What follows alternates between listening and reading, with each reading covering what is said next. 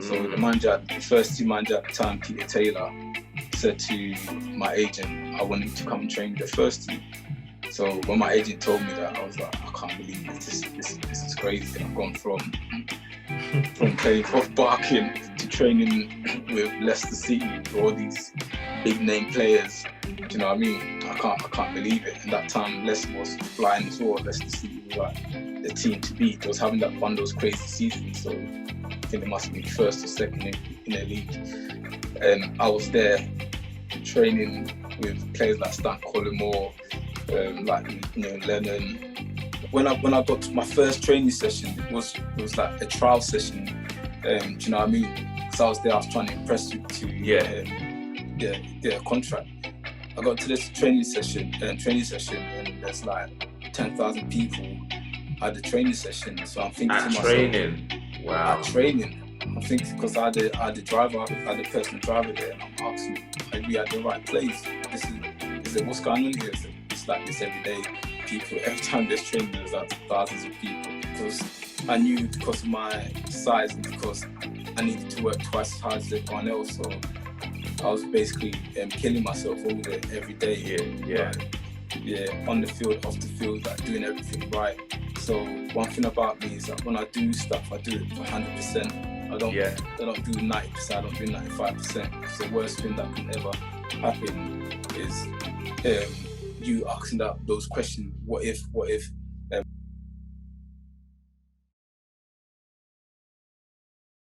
Welcome everybody to another episode of Views from Inside. I'm happy and pleased to have my next guest on today. It's somebody who scored against Liverpool at the KOP end, has played for England, France, Scotland, Bulgaria and South Korea, as well as playing for the Ghana national team. He's launched a clothing line called Fresh Ballers, as well as starting a new YouTube channel. It's the guy they call the Tottenham Pele. I'm pleased to be joined by Derek Asamoah. How are you doing today, Derek? You good? I'm good. Thank you for having me. I'm really good. How are you? Are you okay? Yeah, man, I'm very good. It's an honor to have you on. I've been following you and checking you out on YouTube because, as I said, you've got a new YouTube channel where you're trying to tell your story to try and help the up and coming kids, which is exactly what this show is about. So I'm hoping through our conversation today, I'll be able to get from you some golden nuggets that we can pass on to the youth to help them along their journey. Yeah? Most definitely. All right, man. So you was born in Ghana, right? Yeah, that's right. And how old was you when you moved over here to the UK? I was born, like you said, I was born in Ghana, and I moved over when I was about 7 years old to join my parents over here. So yeah, I done like obviously I grew up in Ghana, and yeah. So you was playing football in Ghana before you moved over to the UK? Yeah, obviously I was very young, so I was only playing with like local my friends and stuff. So that's where I got the passion for football from, was when I was in Ghana. Because as you know, Ghana is very passionate when it comes to football, and everyone just loves football there. So it was only natural that I gravitated towards football, and that's all I ever wanted to do since then, since I started kicking football around. So do you think then at the young age that you was when you was in Ghana, did you think about being a professional footballer even then? Did you make a decision at that young age, or was it later on down the line? Do you know what? It was kind of like there was this team called Asante Kotoko in Ghana, in my city where I was born. And basically everybody's just fanatic about this team. Everybody just loves this team. And obviously I was too young to go to the stadiums then. Because like the fans in Ghana, they're very passionate and it can get crazy sometimes. So we tend to listen to me and my family members, my uncles and stuff, we tend to listen to the game on the radio. And the excitement around, just like we ain't got no visual, we just like listening to the commentary on the radio. the excitement around it, the anticipation of like when the goals scored and stuff like that was just magical. And I just from then on, I just thought to myself, do you know what? If I could play football and if I could give this much joy to people, then definitely 100%, this is what I want to do. So the love for football came from there, really. I became very passionate and everything I did was around football. Okay. Why did you leave Ghana then at the age of 7? I left because obviously my parents came over. My parents came over when I was 2 or 3. I can't remember the exact age. So they came over, and a few years later they just came and got us. Me and my brother. It was me and my brother. Yeah. So they came over and got us. So we joined them back in England when I was 7. Yeah. Okay. So the age of 7 is I guess when you're younger, it's easier to deal with. How was it for you dealing with coming to a new country at that age? Do you know what I can't remember a lot of it, but all I can remember that it was obviously it was a new country. It was very cold, and all I can remember was that things were a lot different. Because back in Ghana then, I know it was a long time ago, things have changed now, but back in Ghana then we didn't have like the like electricity or flowing water or things like that. So it was really strange to come to this country, and we didn't have to worry about like going somewhere to get water, or we could just turn on the tap and it would be there, or turn on the light and nothing happening. But so that aspect of it was really, really good. But I can't actually remember much of it when I came over. Cool, understood. Yeah. So you're now in England. You've got a passion for football. Do you remember what your earliest memory of football was in the UK? My earliest memory of football was probably when I started going to school. So it was very early on when I came to the UK when I started going to school, and obviously playing football in the playground with people from my school, and I became like football helped me become very popular very quickly. It helped me settle into school because everyone just like me was fanatic about football in my primary school when I went to primary school, and obviously I was quite good at it. So it made making friends really easy because they would want me to be on their team. Yeah. So yeah, that's my earliest memory of football, is like going to school and my friends and even PE teachers and everyone like being very like treating me really well because I was quite a good player. Did your primary school have a football team as well? Yeah, they had a football team, and I was one of the best players there. I was also one of the fastest people in the whole school. So, like, sports made me very, very popular. I'm really grateful. Yeah, I'm really grateful for football because it's not easy coming from Africa and settling into England. It's very challenging for a lot of people. But sport made that very like smooth for me because, like I said, everybody wants me to be on their team, and I was one of the fastest people in the school. So yeah, sports helped me settle in. Okay, so I know that football's been your life from a very, very young age. You sort of had a tunnel vision in trying to become a professional footballer. Do you remember your first football team and how old you was when you signed for them? That's the thing. I never signed for any football team, even till I signed. Obviously, when I was about 17, 18, I signed for my first football club. But as far as youth teams and anything like that, I didn't really sign for anyone because I went to primary school. There was a primary school team that I played for, but I can't remember playing for any local team. Or the only thing I did was because Arsenal were interested in me, so I was training with Arsenal. For I think a few months, but unfortunately, we had to go back to Ghana again to finish our education. So that kind of I didn't get the chance to sign for them. So you never know how things might have turned out. But at that moment in time, I was about 12 years old. So my parents decided that I needed to go back to Ghana. Me and my brother needed to go back to Ghana to finish up our education. So it was a lot of moving around, so I wasn't settled in, so I couldn't really commit to any team. So I missed out on that. I didn't really sign for anyone. I missed out on like team environment and being within a team. Yeah. So obviously you probably didn't have no choice to go, but how did that make you feel that you're starting to train with Arsenal and then you've now had to move back to Ghana? Obviously it wasn't the best. It wasn't the best situation in the world, but I also understood what my parents they wanted. Obviously, they didn't do it out of anything but love. They wanted the best for us. And at the time, I'd been in England for like 5 years or something like that, and I was beginning to the culture. I was beginning to be like acting up and misbehaving and being mischief and stuff, and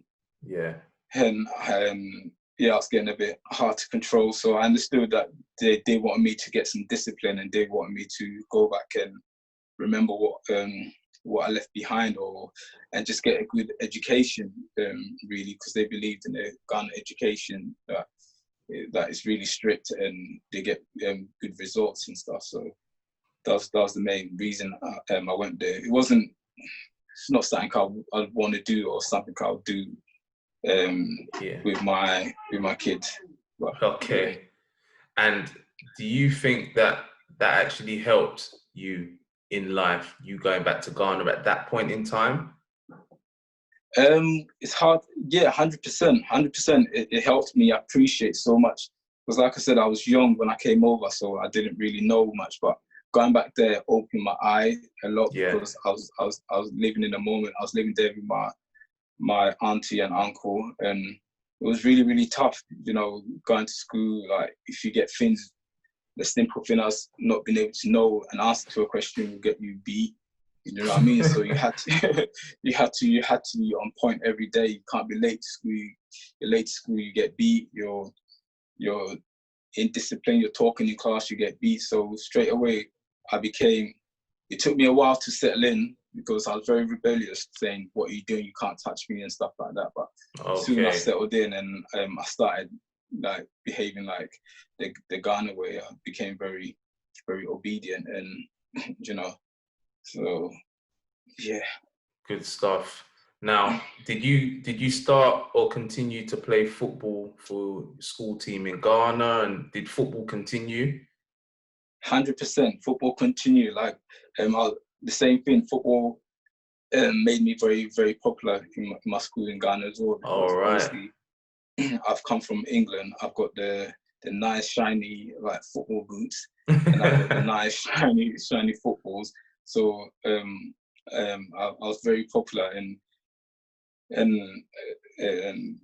obviously we had a school team, and I was involved in that. I was a big part of that, and we had a lot of success because we played against other teams like national tournaments and stuff, and I was part of it. So yeah, I kept the football going there, but at the same time, I just couldn't wait to come back to England because that's where I wanted to be. Oh, so how old was you? Do you remember how old you was when you moved back to England for the second time? I moved to England. I was about 14, just about to turn 15 or something like that. Yeah, 14. Yeah. So that's when our parents decided to bring us back because it was just like it was really tough. It was really tough, and it made us appreciate things so much more because we had to just to get water, we had to go walk for miles or something to get water, and we had to walk to school. Some for our school was like 45 minutes away. We had to walk there in the baking sun. then we have to walk back, and it made me very humble and appreciate things a lot more. But at the same time, it had the opposite effect on me, because before I was very loud, I was very boisterous, I was very out there. But it just absolutely, like, what's the word I'm looking for? Just calmed me down so much. Like, I feel like I lost my personality, and I was just very shy and very reserved. You know? Okay. And how was that then going back to school in England? Did you find it tough at that time, or was it still okay because of your football that you was that good? Yeah, it was tough, because I came back with an African accent, so it was a bit tough. You know what people are like then, but like I said, like you said, football saved the day again. I was really, even though I didn't play for the school team or anything, but I was very popular. Yeah. Like, at break time and in the playing ground, because everybody knew how good I was. But I just had a problem, because I was just like, my peers were like double my size, and it was just really difficult playing with them. But they saw that I was a good player, so that kind of helped me settle back in. But like I said, I was very shy and very timid, so I just kept myself to myself. When it came to football, I was just coming to my own again. Yeah.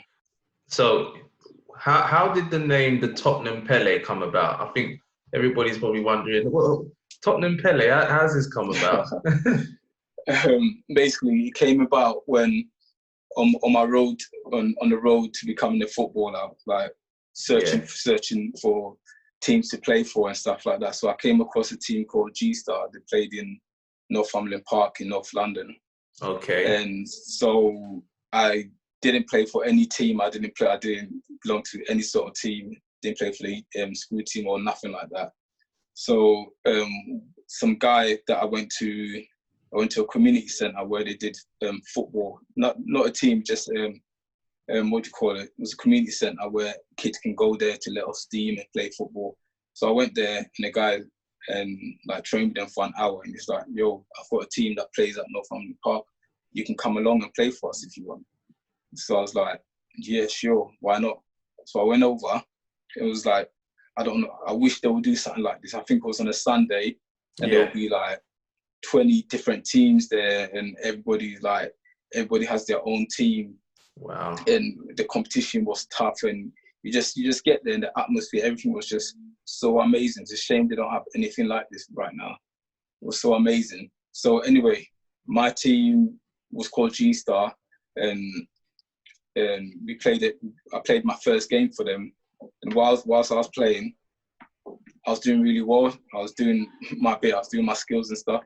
So after the game, nobody knew my name, so someone started shouting at me, "Yo, Pele, Pele, Pele."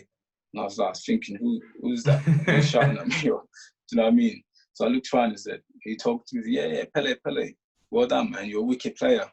And then some other people started saying, Pele, Pele, Pele. So from then, nobody knew my name. All I was known as is Pele. Like, even to this day, you go to Tottenham today and you ask for Derek, a lot of people will be like, who? As soon as you say Pele, they'll be like, yeah, I know Pele, yeah, he lives there.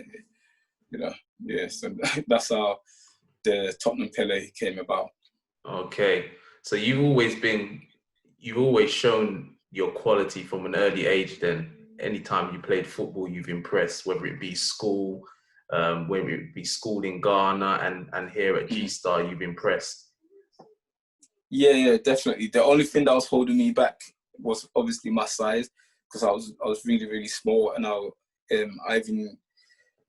having a lot of anxiety over it, and I became obsessed with my size. I just thought, like, there's no way I'm looking at these people playing on TV, and I'm looking at my friends, and some of them are playing for Arsenal, some of them are playing for Chelsea, and basically I'm just looking at the size of them, and they're like double my size. So I'm like thinking, there's no way. Even though, like you said, on the ball, I was really, really good. I was quick. It was really, really difficult for me, because I was so small, and I felt that there was no way I can make it as a professional footballer, being that size.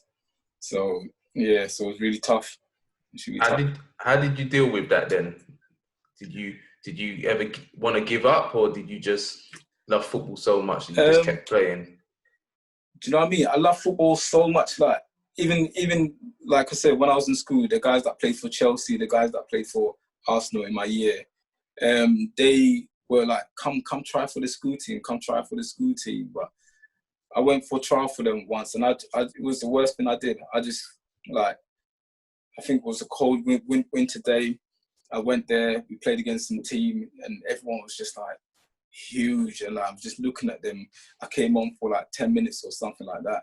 And Yeah. I was just wishing that I just wished for the game to be over, because everyone was just so big and intimidating. And even though I was fast on the ball, I just getting pushed over and stuff like that. So it was very disheartening, and I thought there's no way I'm going to make it as a professional being that size. Do you think a lot of kids maybe think that in today's game that they look at the size of players and feel that that's a barrier to them making it? Yeah, 100%. And like I think as well, in today's game, it's a lot more easier they of course they're gonna have moments where they think like that, but I think that if you look what the Spanish team has done for football today, when you think about Iniesta, when you think about Xavi, when you think about Messi, all of them are like 5'6", 5'6", 5'7", and they actually went and won the. Do you know what I mean? When you look at some players today, like Sterling, Aguero, all these top strikers, when back in the days, I love to play up front. Nobody will play you up front. There's absolutely no chance, because back in the day, defenders were built like fridges. But now, football's changed. Everyone's like athlete. Everyone's slim. Like, so they will feel like that sometimes, and there's still discrimination against like size, if I can put it that way. Because as soon as you go to clubs, they look at you and they form an opinion on you before you even play. They look at your size when really they shouldn't, because they ask you questions like with my son, when he first went to Reading, they asked you question, how tall is your mum and how tall is your father? And I'm thinking, I'm thinking in the pack, they ask you when they get signed, they ask you how tall is your mum, how tall is your father, just trying to estimate how tall you're going to be. And what his sort of gain is later on down the line. Yeah, exactly. So, how old is your son now then? My son's 17 now. Okay, and when did this happen? When he went to Reading, was he younger? Yeah, when he first signed for Reading. Yeah. When he was like, when he first signed, he was about 10, 11 when he first signed, and they were asking him questions like that. But I don't know what it is in the food these days. These kids are just so tall now. Crazy. He's like nearly 6 foot now. Wow. Yeah, so he's taller than you. So he's looking down on you then. I'm looking up at him, trying to tell him off. It's crazy, man. Derek, I want to explore, because you've had, one thing I liked about you is you've had a lot of knockbacks and you've kept going. So tell me a little bit about your Southend days. When you I think you was at the Southend, like an academy or. Yeah, so what it was with Southend was like a scholarship program. It wasn't the main youth team. It was like a team that where if you do well, potentially you can get into a youth team. But it wasn't. It was. I think thinking about it now, I think it was just sort of a dream. Like we wasn't really gonna make it there. But but we was part of the Southend United. We got to watch the home games. We got to do. So I signed a year for them. And how old was you at this time? A year scholarship. I was like 17. Okay. 17, and I signed a year scholarship program with them, where I go to college and then I think it was some government funded program, so it wasn't anything special. Yeah, so during that time, I got the attention of the first team coach. I got the attention of the coaches because I was doing so well.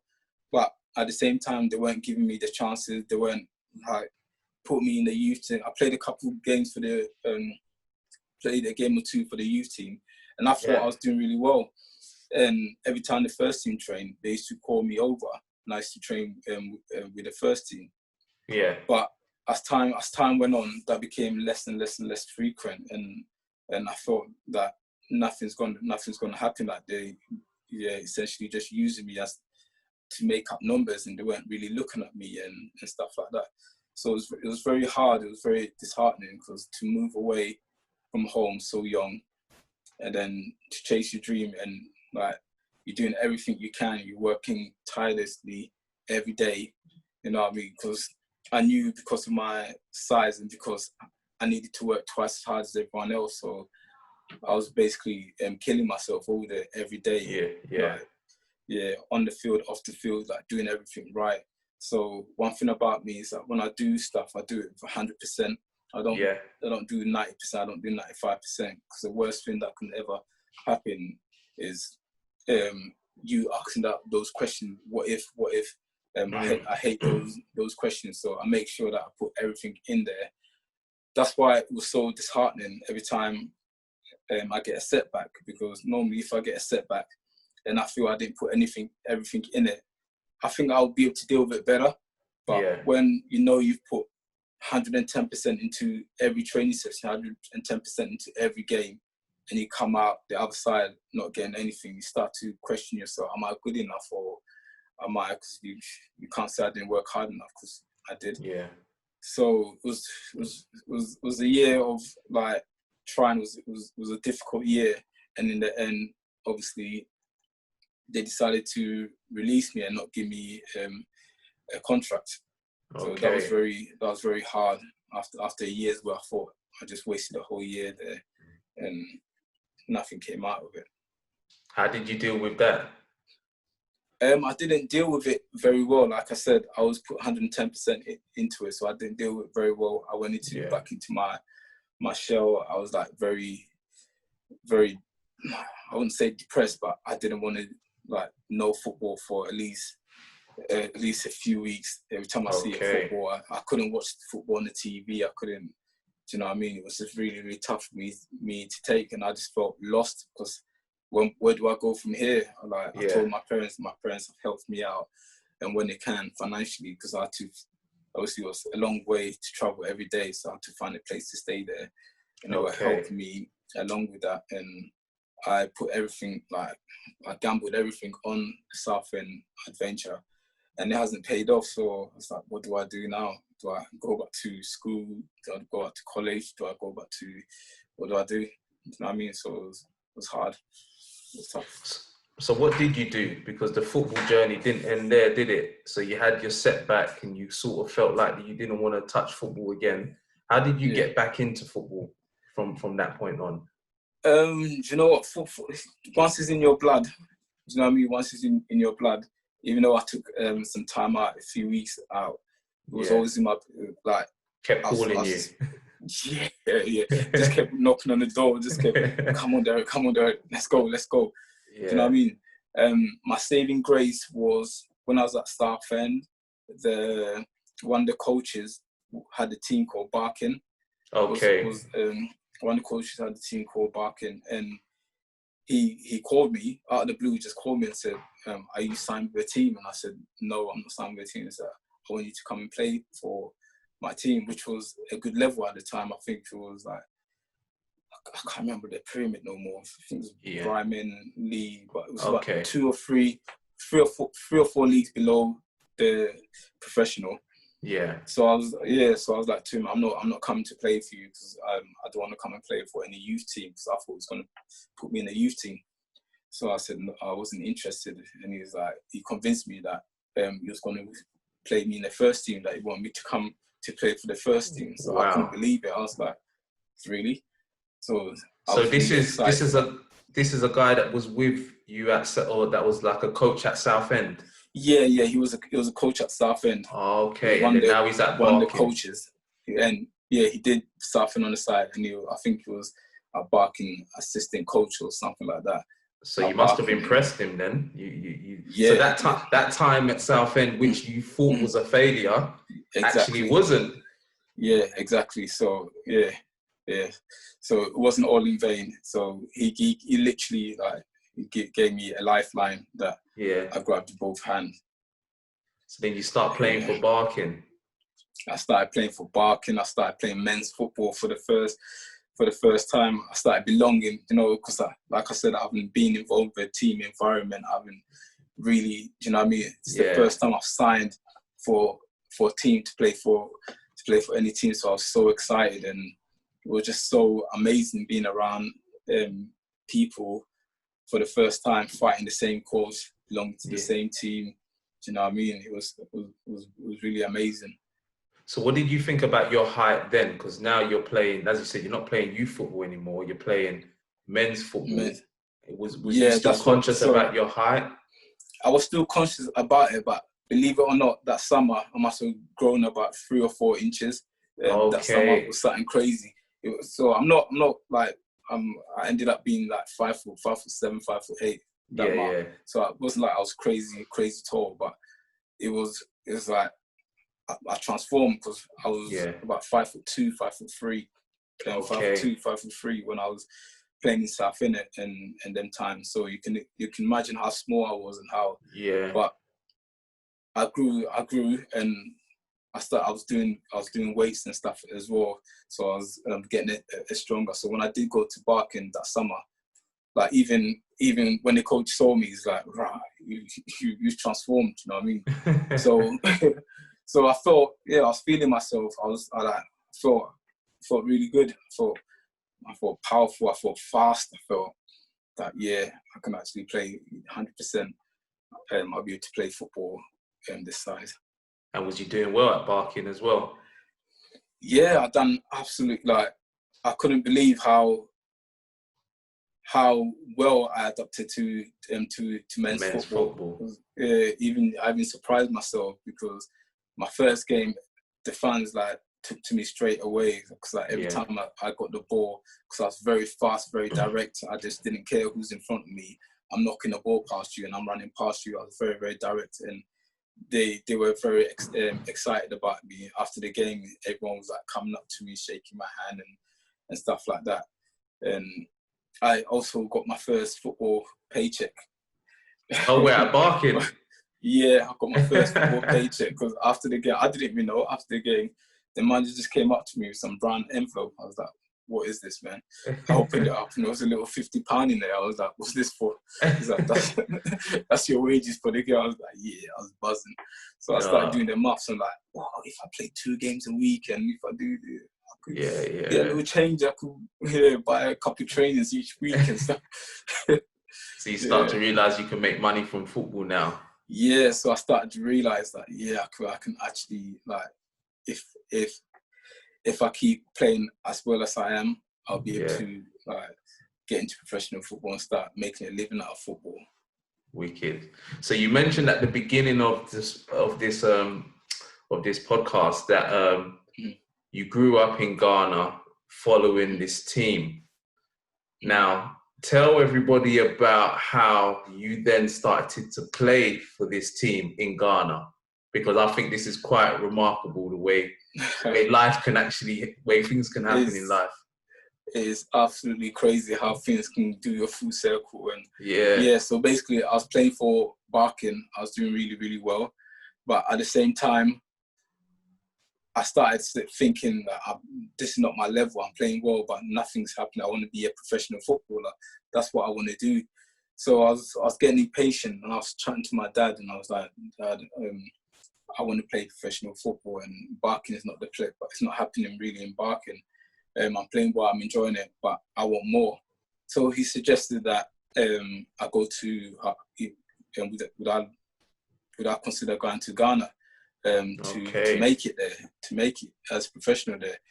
And I was like, you know what, it's going to be tough, but because I have to go and find a team and I have to train, it's going to be really tough. And he's like, no, I know he knew someone in in Kotoko. That's the team I went to play for. He knew someone there, Okay.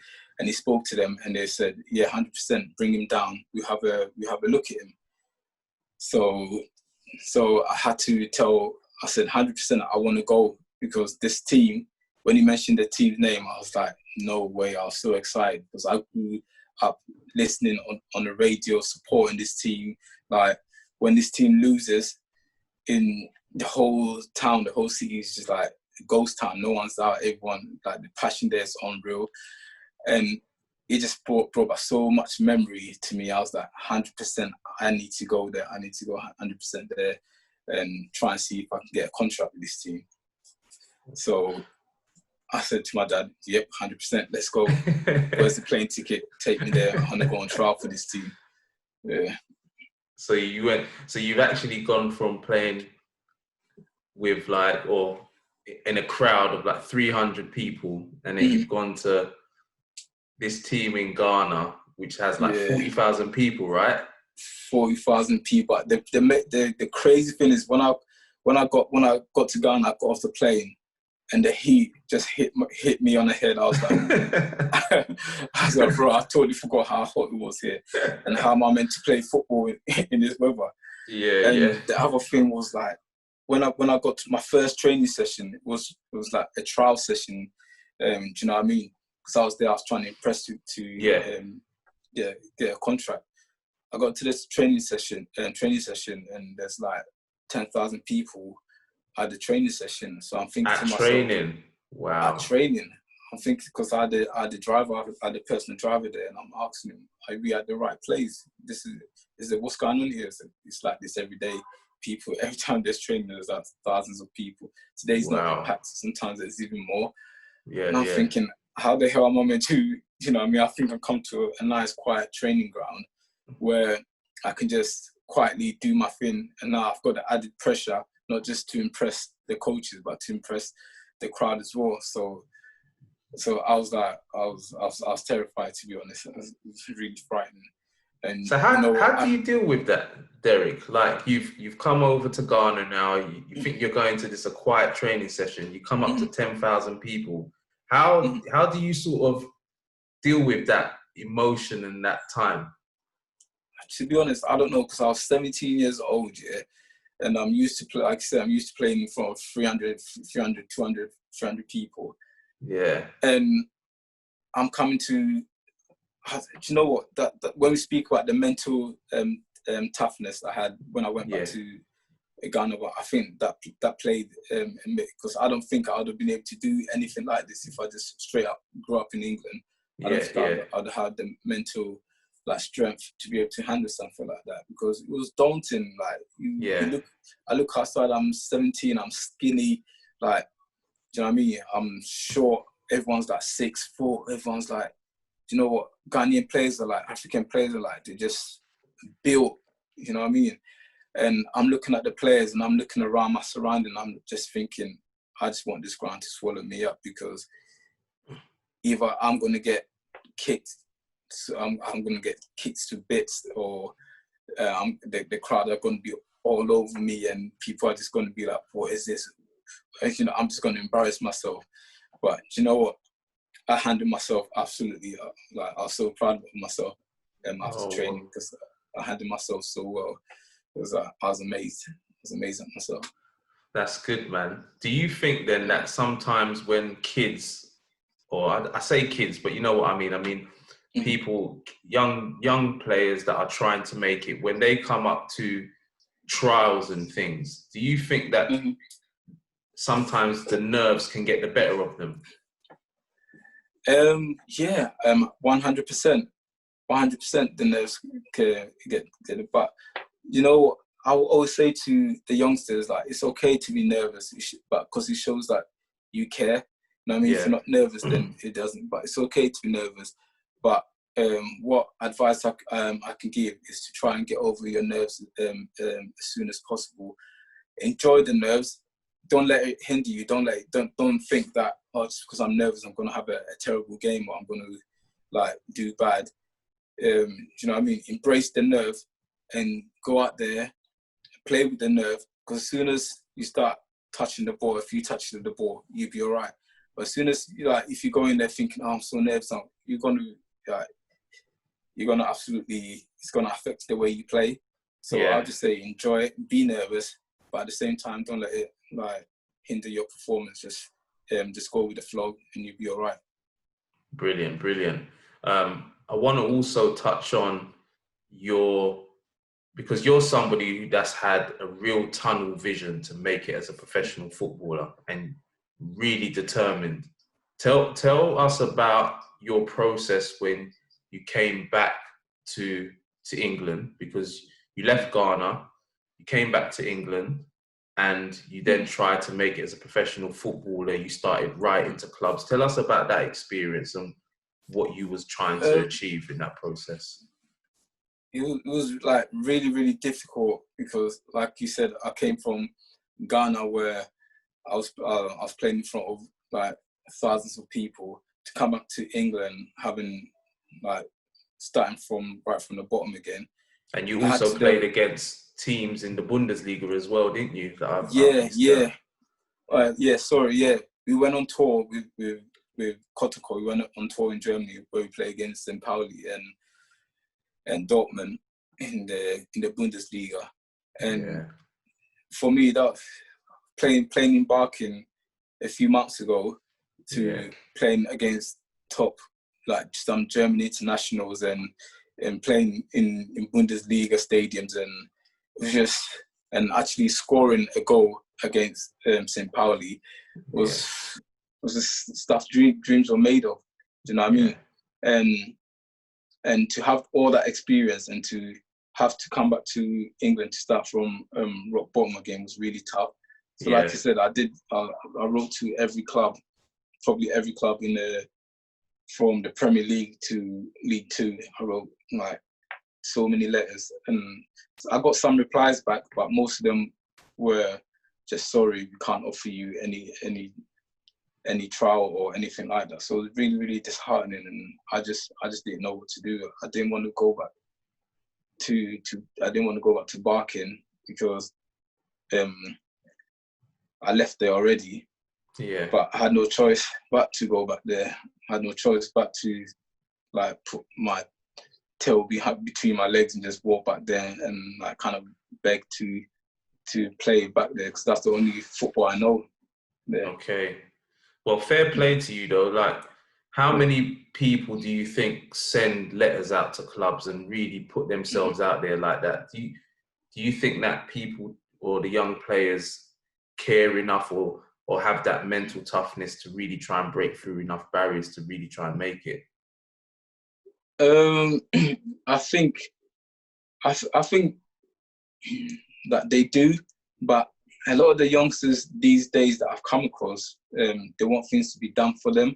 Okay, they want things to be done for them.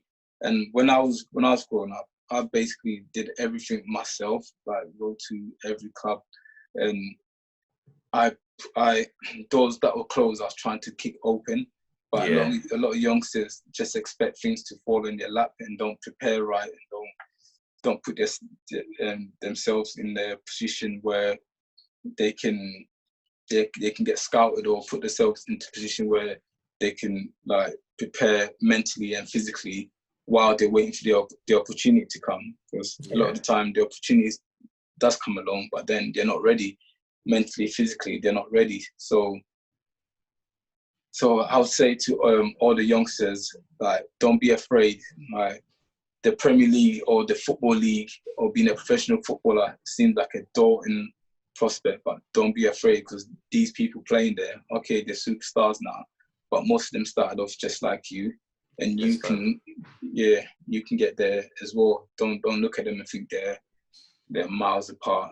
You'd be disheartened, because when you do look at them, you think that, wow, I'll never be as good as them. But I've been around the game long enough to tell any youngsters out there that they are not that good. Do you know what I mean? They are not that good. They work hard. That's the main thing. They work hard, but when it comes to talent, they're not. Anyone a lot of these youngsters can walk into a Man City team and score 10 goals a season, because at the end of the day, they will put the ball on the plate for you. But if you said that to a youngster right now, like, yo, I think when you go into a Man City team, you'll be able to do, they'll be like, nah, I can't, Man City, they're not. Don't be afraid. Don't never doubt yourself. Don't be afraid. Just go for it. You never know what's going to happen.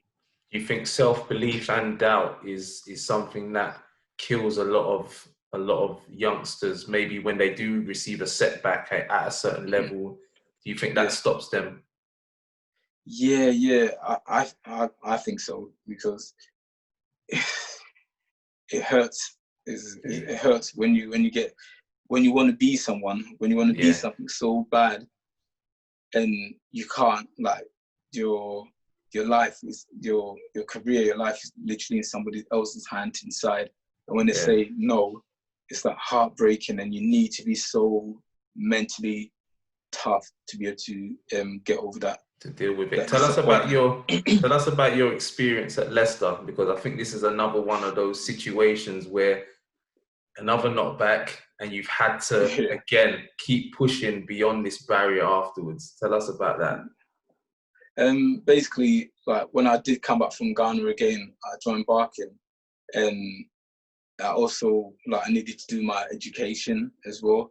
So my friend suggested to me that I go to this program called ProTech in North London as well. So I went there, and that program, you obviously do your schooling, your college work. So I was happy I was getting my education sorted out. But at the same time, ProTech played against other academy teams. Every now and then they would get maybe a Leicester or Aston Villa, and they play against them. So this particular time we played, there was a match arranged against Leicester under 18s, and I played in that game, and I did really, really well. I said to myself, you know what, this is a perfect chance for you. And like, the people, everyone, why I loved ProTech so much, like, everyone, like, was kind of like had the same dream and same ambition, and the competition there was unbelievable. I think from that group of players, we had about 6 or 7 of them 10 professional, which is like unprecedented, because even in youth team system, not 1 or 2 people make it a year from a youth team. Do you know what I mean? And also was immense. So I played that game, managed to score 2 goals, and the coach told me after that that Leicester was very impressed, and they want me to go over there for a week's trial. So I was so excited for it. I was like, I couldn't believe it. I trained so hard, I prepared so well. I could not have prepared any better. And went over to the trial. It went really well. I trained the under 18s first, and the reserves. And we played the game, and I managed to score another 2 goals. So that's like 2 games, and I scored 4. The team scored 4 goals. So the first team manager at the time, Peter Taylor, said to my agent, I want him to come and train with the first team. So when my agent told me that, I was like, I can't believe it. This is crazy. I've gone from playing for Barking to training with Leicester City, with all these big name players. Do you know what I mean? I can't believe it. And that time, Leicester was flying as well. Leicester City was like the team to beat. They was having that one of those crazy seasons. So I think it must be first or second in the league. And I was there training with players like Stan Collymore, like Neil Lennon. Easy. Like, there was just so many unreal players there. And my first training session, I absolutely smashed it. I just couldn't believe it. That's what I'm saying to these youngsters. Like you look at it, when I went, I looked to them, because I had that little experience in Germany as well. I played with the. So I looked to them. I thought, do you know what? There's no doubt here. There's no fear there. I'm gonna go out there and just give it 100, 110%. I'm not scared of these guys. They've got names. They made their name for themselves. But then they're just like me. So I had that mentality, and then I was like, not boasting or anything, but I was better than a lot of those players there. That was at Leicester, you know. So it was a really, really good experience there training with the first team, and we had they arranged a reserve team game. So I was going to make my reserve team debut, and we played against Wimbledon in London. the old Wimbledon, not the MK Dons, the Wimbledon, the fashionable. Yeah, we played against them, and I came on with 10 minutes to go, and I managed to score again. Wow! So that's 5 goals in like 3 games. So I made my reserve team debut, and I scored as well. So I was absolutely buzzing, and my agent told me that they want to sign you. They've offered you a contract. They want to sign you. So I'm like, okay, this is it. You know what I mean? Wicked. This is it. I'm gonna be a Premier League player. Do you know what I mean? So one day went by, 2 days go by. I'm like, yo, where's the contract? And some of the players were actually asking me, have you signed it? I'm like, no, not yet. So anyway. So I spoke to my agent and said, yo, where's the contract? He's telling me, don't worry, it's coming. I'm going to iron out a few details too. I said, you don't need to do it. I don't care if they pay me £1. Just get me that contract and let me sign it. What's going on? He goes, don't worry, I've got everything under control. But at the time, if I thought about it now, I still went over and spoke to the coach myself, spoke to Peter Taylor. I said, listen, I'm really enjoying it here. I want to sign for you. I don't care. You don't even have to pay me. I'll play for free. Whatever, just give me the contract. I want to help the team. I want to prove to you that I deserve a better deal. I deserve to play in the first team. I'd have said that to him, but do you know what I mean? That's another subject I want to touch on really deeply when I make my next videos, agents and stuff like that, because I felt that he literally wasted he let me down. He's the reason I didn't sign. They take advantage. You think he took advantage?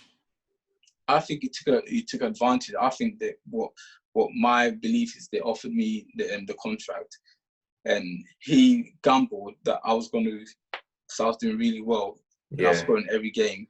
He probably gambled and be like, let me hold out for one more game so that I can push for more money. I could push for more money for. Do you know what I mean? So so that's what happened, and I played. There was another game I arranged against Charlton at Leicester City Stadium, and it was really big. I was really excited because I've never played in a Premier League stadium before, and I was going to play against Charlton, a big team at the time as well. And the night before, I was really ill. I don't know what happened to me. I was just really, really ill, and I didn't know whether to play the game or not. And in hindsight, I shouldn't have played the game. But I went on and played the game and had an absolute... that's the worst I've played in a long time. And it didn't help that Colin Moore and Benjamin were fighting on the pitch as well. And I was playing with them as a three up front. And they were just doing madness. They were just fighting on the pitch, and that day couldn't have gone any worse. So the game finishes now, and I'm just thinking, I've blown it right now. So I spoke to the agent. I said, what's going on? Can you go and find out what's happening now? So he came back and he gave me the news that Leicester City have decided that they're not going to sign you, and they decided that to go. So I didn't mention that there was a guy that was keeping out. So am I still on? Yeah, you're back now. Yeah, there was a guy that I was competing with. He was a year younger than me, and he was the up and coming golden boy at Leicester. But when I went there, they kind of forgot about him. So for the Charlton game, I went off, and he came on and scored 2 goals. So straight away I was like, he's a year younger than me. They're gonna sign him instead of me. Do you know what I mean? So the agent came back to me and said, they're going to sign this other guy, and sorry, but Leicester City can't offer you a contract. So my world just, I think that was the toughest one to take. My world just crumbled before me. I just hated football. I hated that agent, because he should have pushed to sign. If he was a good agent, I should have got a contract to score 5 goals in 3 games. Three games, and playing really, really well. Yeah. And being there for 3 weeks, nearly a month, I've done more than enough for him. Even if he has to butter me up a bit, or just do something and get me the contract. Because as a pro, I've been there where people come on trial for 1 day and they get offered a contract. Yeah. Just by doing good for 1 day, because their agent, like, it's a good agent, and it's good. Yeah, he knows what he's doing. You know what I mean? I stayed there for 3 weeks, and I should have had that contract. So it was really hard. It was a hard one to take. Is that probably one of the lowest points that you've had in football? That was I think at the time, I didn't want anything to do with football. I hated football. I even hated Leicester City. I hated everything to do with football. I think it took me like three or 4 months to get over it. Wow. It really, really hit me. I was just lost, because I wasn't going to college anymore. I left college. I left Barking. I left everything. And I was back in my house. I didn't go out. I didn't do anything. I was just staying at home, just depressed. And it's terrible. So how did you get through that time? Did you have any good people around you that helped you, or was you dealing with it by yourself? I think I dealt with it myself, because you know what African parents are like. They're more on the education side. Every single time saying, it's like, go to school, it's not try again, or you know, they would, because they care about you so much. They everything's education with them. They feel the key to success is to having a good education. So it was more like, go to school. I said, that's not what I want to hear. I need to play football. You know what I mean? So I had to pick myself up. You know, I had to pick myself up. I had no choice but to pick myself up, because no one else was going to do it. And you did, because you signed your first professional contract at Northampton, right? Yep, that's right. My friend told me about an open trial, because it was the end of season, and Northampton Town just had a random open trial where anyone can go. So I went there, and there was like over 50, 60 people there, and I was like, wow, this is crazy. Why am I even here? How are they even going to look at everyone? It's just... So anyway, I played the first 30 minutes of the game, and I managed to score 6 goals. So wow, 6 goals. 6 goals. I scored 6 goals. So the guy took me up. I came off, and he asked me straight away that I wanted to come back for pre-season with the first team. So I was like, wow. I was buzzing for that summer. I think that was one of the best summers I had, because I knew there was something to look forward to when June, July comes along. Yeah, so I was absolutely buzzing. And how did you prepare for pre-season? How would you advise the youth players trying to come up now prepare and get themselves organised? I would always say, like, you need to be like, this is you need to invest in yourself. This is your occupation. This is what you want to be. So at any given time, you should be able to play 90 minutes at a drop of a coin or drop of a hat. You should be able to go into a team and play 90 minutes without struggling. Because like I always said, you guys youngsters out there, you never know when your chance is going to come. It could be a day away, it could be a month away, it could be a year away. You never know when it's going to come. So take pride in making sure, because a lot of the time I think a chance comes along and they're physically or mentally they're not ready. So they go out on the pitch and they don't perform. Do you know what I mean? And that's really unfortunate. You can't do that, guys. You need to be 100%. Do you know what I mean? You need, not 100%, but you need to be at a level where it won't take you like 2 or 3 days just to sharpen up and get you out there. Because that's what happened to me. Obviously, when I had my disappointment with Leicester, I started after 3 months. I started getting the level football back. And straight away, I got back in the gym. I was doing my thing. I was working hard.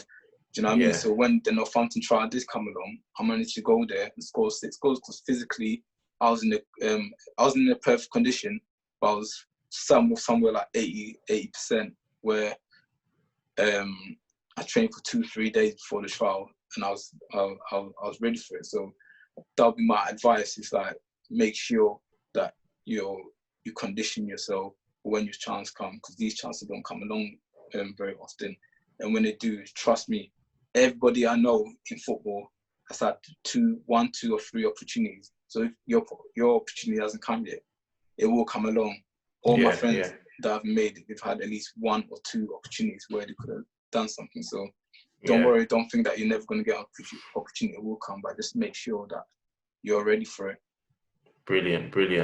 So how did it come about that you've played in all of these different countries? You know, just touch on maybe Bulgaria or South Korea. How did South Korea come about? Because I'm interested to know that. How did South Korea come about? Wow. South Korea came about when I went to Bulgaria. I left the football league, and I went because I had been playing for 5 years, and I literally didn't have any money in the bank. So it was really, like, I was just living. I was living, but I was comfortable. I wasn't really like for what football should be, the lifestyle football should be able to give you. I wasn't really getting it, you know. So I needed to make a change. So I started doing my traveling. I got my first team I went to was OGC Nice in the French first division. I went there and I spent 2 years there, and I came back and I joined a team called Hamilton in the Scottish League. And then after that, I went to a team called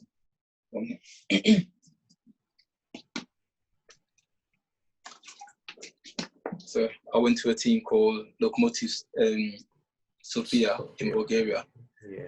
Where I had one of my best times there. I was scoring for fun. And that time I had teams in the championship, teams in France again, and teams in Holland, teams in Turkey or after me. And I think I was going to go Turkey or something like that, but then in the last minute, a team from South Korea came in for me, and they had obviously the package was really, really good. And like I said, I didn't have too much savings and stuff, and I've been playing football for quite a bit now. So it wasn't the main factor of going there, but it was one of the factors as well, because I wanted to. It's about time. I've played football, sacrificed so much for football, and I thought it's about time that football kind of repaid me. So team in South Korea called Puan Steelers came for me, and they weren't just any team. They were rated the number one. They were like the Real Madrid of Asian football. They were rated number one team in the whole of Asia. So it wasn't like any team. Like you can imagine, you know, they were the most successful team in Asia. So I was going to a really, really, really big team. Brilliant, man. So you've definitely done your bits, haven't you, on this football circuit? I have from the hustle, for the humble beginnings. The hustle's been real. I've just it hasn't been easy, but when I look back on it, it's been worth it. Every hard work I put in, you know, because I didn't have the backing of no one trained me, so to speak. Everything I learned is from the streets. Everything I've learned, do you know what I mean? Even when I did turn professional, no one took me to the side and said, do it like this, do it like that, try it this way.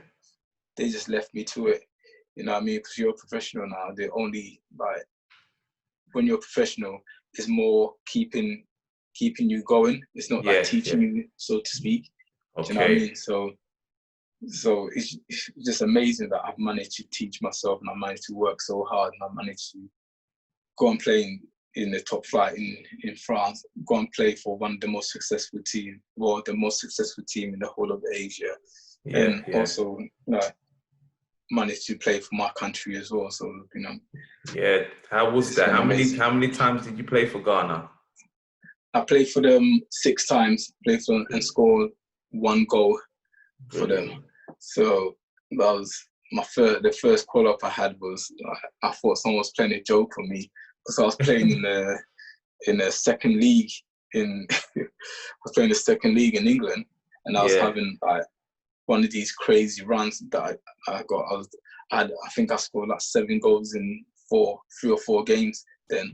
So Ghana, they sent the fax through to the club this was Chester C, the centre facts, and it was just like the coach showed me the facts, like you've been selected to play for your country, and I was like, get out of here. Why would they want to? Why would they want to pick a guy playing in League Two when you got all these guys playing like Asamoah, Jan Montari, Stephen Appiah, all these guys, Michael Essien playing for big, massive teams?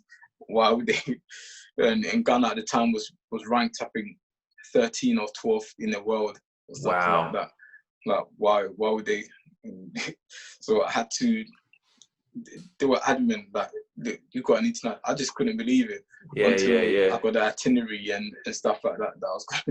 I just couldn't believe it. I thought it was a joke, but it was well deserved. It was well deserved. But you'd put the work in, man. You'd put the work in. Yeah, definitely put the work in. That's one thing that's definitely come out from speaking to you and from looking into your background is you're very hot on the work. Anytime that you've had trials and you've been places, you've put the work in. Is that something that you think is a fundamental ingredient into anybody trying to make it? Is the work rate? 100%. I remember I can't I don't know who said this quote, but it always stays in my head. It always said, "There's somebody better than Michael Jordan, but he will never ever play in the NBA." Yeah. And that always stuck to in my brain, because like there's so many talented people. There's somebody obviously probably better than Messi. There's someone probably better than Cristiano Ronaldo.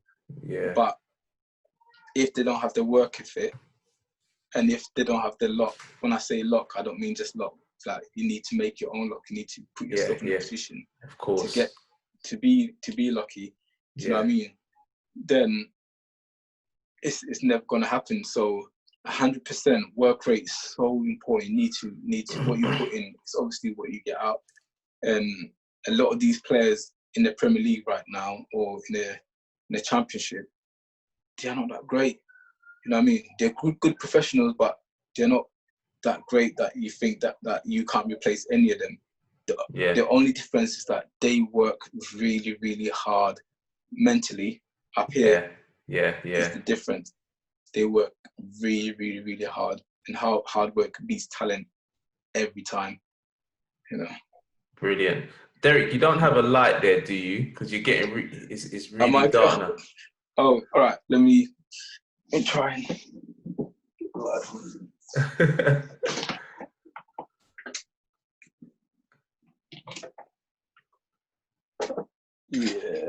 Yeah, that's cool, man. Is that better? Yeah, we have to just deal with the quarantine maneuvers, man. This is what we've got to do. You know what I mean? Yeah, that's it, man. Oh, he's back. He's back again. Yeah, man. I wanted to wrap up in a minute because literally, man, I could probably stay here chatting to you for ages. It's really same here, really interesting, man. I wanted to fire some sort of questions at you. Not questions, but headings that I would like you to sort of give advice on for the youth. Because as I said, a lot of what I'm doing, a lot of what you're doing is about trying to help the next generation. So 100%. What would your advice be to anybody that's trying and suffering rejection? What would the advice be? My advice is, do you know what? It's just like football. It's just like when you shoot on goal, you don't always score. Yeah. But if you decide to not shoot anymore, then you're 100% not going to score. Yeah. So no matter how many times you miss, just keep shooting. One of them's going to go in. Okay, percentage. The more you shoot. So when you get a rejection, okay, take time, let it sink in or recover from it. But you have to go again. You know what I mean? Yeah. When one door closes, another door opens. Okay? So my advice for suffering from rejection is just never stop. Do not ever give up. Do not ever give up, because every player at some point has had a rejection, and you're no different. It's just how you bounce back. That's the difference. Brilliant. Love that.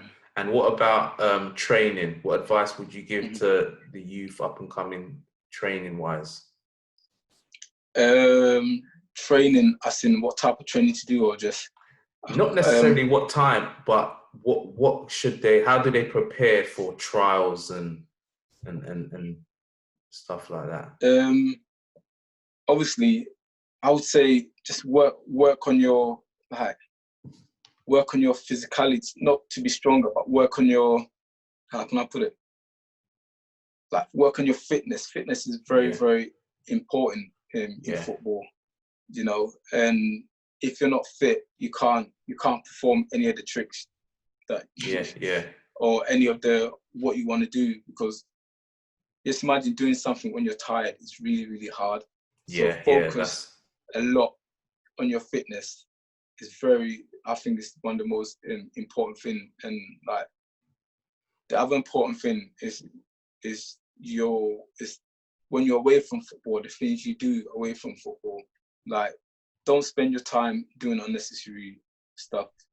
Sacrifice. I mean, just set yourself targets and give yourself time to reach those targets. And within that time where you're working towards your dream, sacrificing 2 years of your life to have 10, 15, even 20 years of a career is nothing. So for that 2 years where you want, or 3 years you want to make it, cut out if you go partying, cut it out. If you eat junk food, cut it out. If you, whatever thing you're doing that is negative and not shining a positive light in what you want to do as a footballer, then don't do it. You understand? Just sacrifice, take pride in what you're doing, and sacrifice for the 2 years. That's what I would say. Wicked.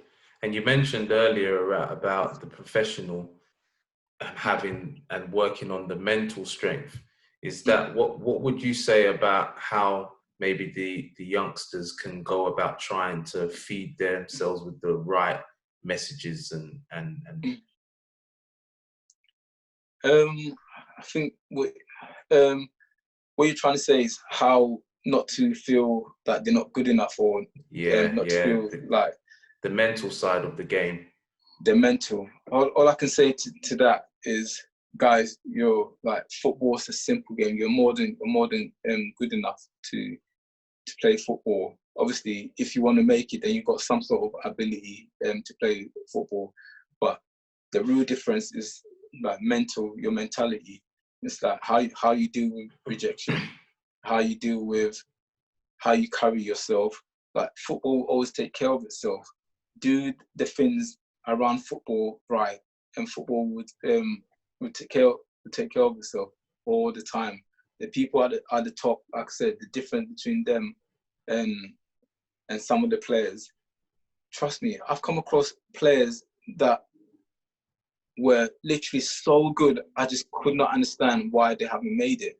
And then when you talk to them, when you see their persona, I mean, when I was at Northampton and Carlisle, we had players. I don't want to be stereotypical or anything, but we had players come from London to come have trials over there, and the culture there is a little bit different there. Some of the players that came on trial came in, they were walking with their hands inside their shorts and stuff like that, and their body language was not great. I mean, you can't, even, for example, even that's what you're like for the trial, just fake it. Just try and be, I'm not saying change your personality or whatever, but try and be. Give a good impression, isn't it? Yeah, give a good impression of yourself. And when you do make it pro and everyone's singing your name and you want to do whatever then you can do it. But impression, like I said, first impression is very important. And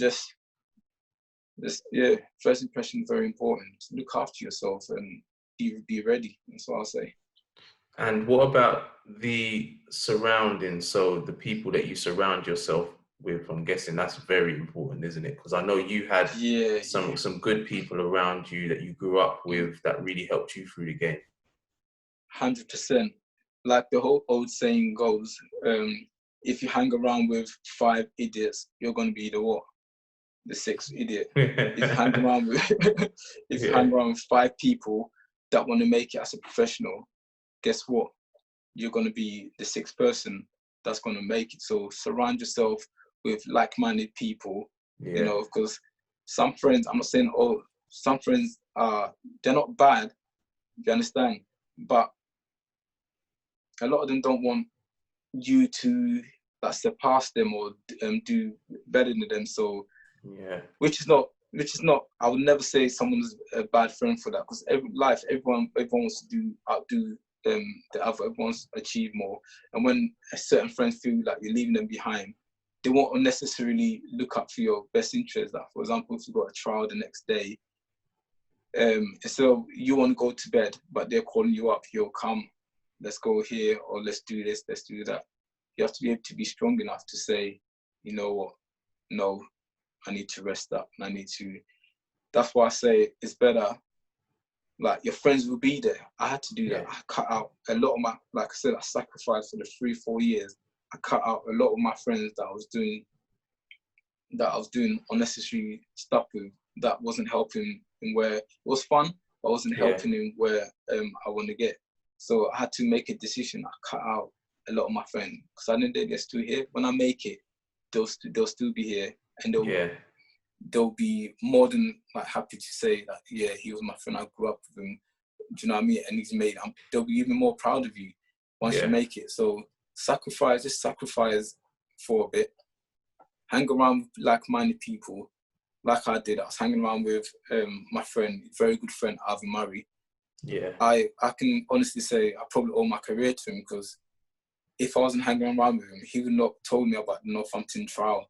He told me that there's a trial, open trial with Northampton. I'm going, come, let's go and see what happened. He told me, and I got in, and he didn't. And, you know, that's why if I didn't hang around with him, I might not have been, been there. So, big up to Alvin. Yeah, big up to Alvin. I've always, and I always kept my word. I told him after the trial, I told him, like, if anyhow I sign professional in Northampton, I'm going to bring you in. And I kept my word.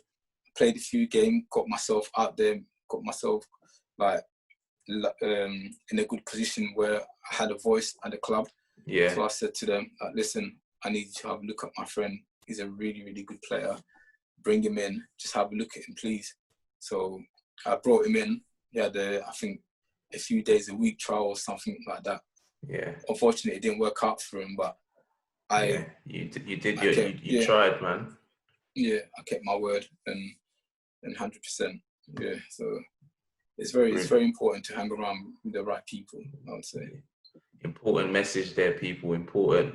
So just before we wrap up, Derek, man, you know, you scored against Liverpool at the KOP end, right? I need to know how that felt.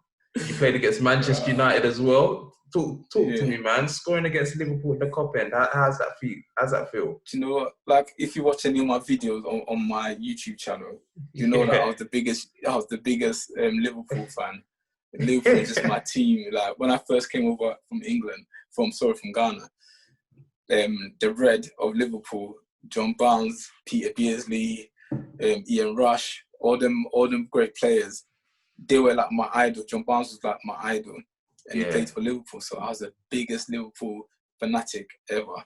Yeah. And when we got the draw, like, we're going to be playing Liverpool, I was like, oh my God, this is unreal. I'm actually going to play at Anfield. I'm a big Liverpool fan. I've never been to Anfield in my life. Which I'm so ashamed to say. The first time I'm going to go there, I'm going to be actually on that pitch, playing on that pitch against these crazy players. And I couldn't believe it. And when I actually scored that goal, it was mad. It was mad. That must be a feeling. Everyone was just silent. The KOP end, I scored in front of the KOP, and everyone was just like, because I think Liverpool was going through a bit of a transition, because I think Brendan Rodgers was under a bit of pressure. Okay. And me scoring against them added to, because we actually drew the game. We didn't lose. We only lost on penalty. So the whole stadium was just like, it was just quiet. It was just silent, and obviously my fans were just going hysterical, going crazy. Yeah. So What was it like to play against Manchester United?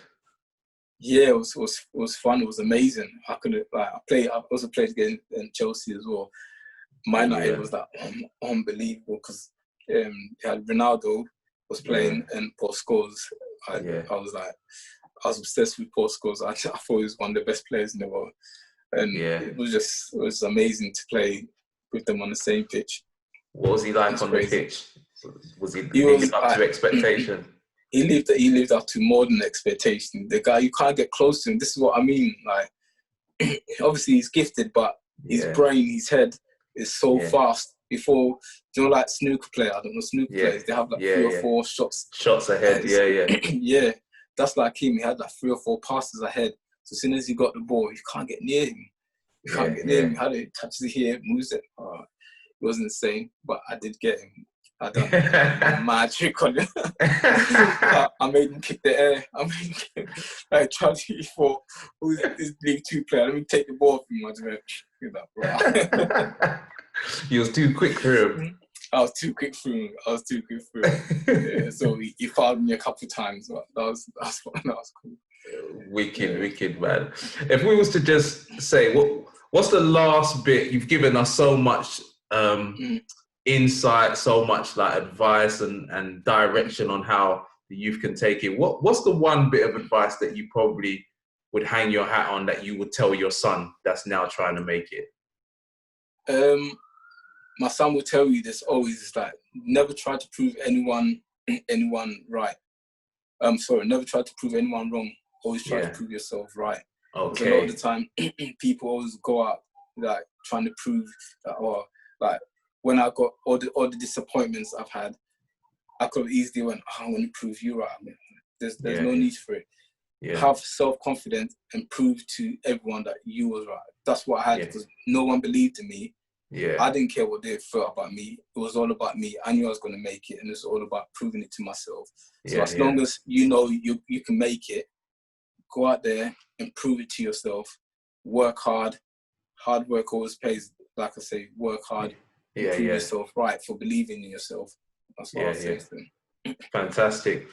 Derek, I really want to thank you, man. It's been brilliant speaking to you. There's actually so much more to Derek, people, that we could have got into. It's just, there's just not enough time to speak. We'll probably have to do it again and we can chat about some more stuff.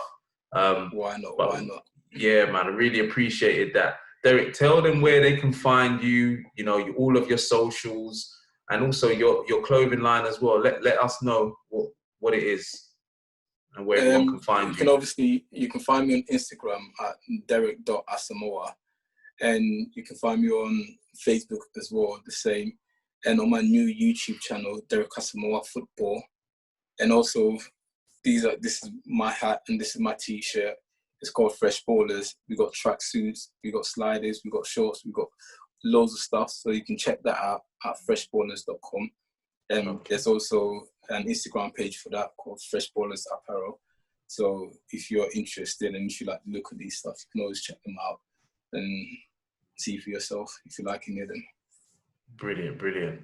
All right, man. Derek, thank you very much. People, that was Views from Inside. Thank you for having me.